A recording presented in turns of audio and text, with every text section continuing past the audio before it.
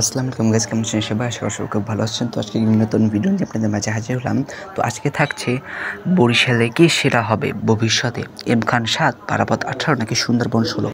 তো সেটি নিয়ে আজকের এই ভিডিওটি। তো ভিডিওটি যদি আপনাদের ভালো লেগে থাকে অবশ্যই আমার চ্যানেলটি সাবস্ক্রাইব করবেন, পাশে থাকা বেল বাটনটি অন করে দেবেন। তো শুরু করা যাক আজকের ভিডিও।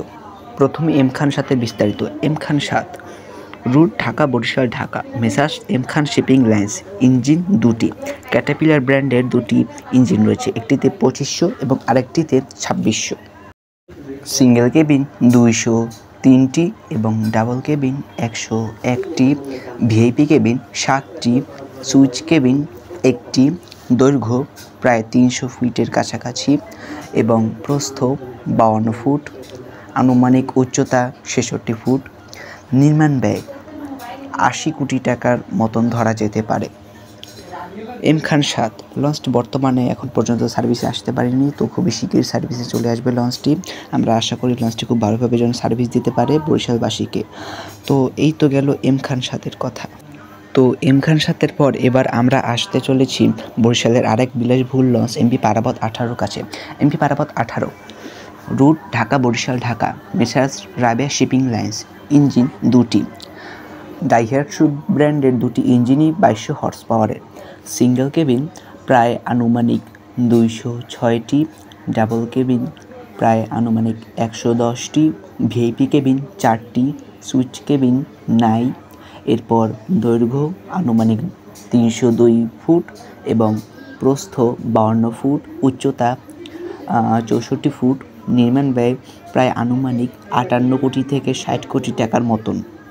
লঞ্চটি পারাবত বহরের সর্বশেষ লঞ্চ এবং সর্বসেরা একটি লঞ্চ। লঞ্চটি চলাচল করে থাকে ঢাকা বরিশাল ঢাকা রোডে এবং এটিকে বিশ্ব পারাবত নামে পরিচিত।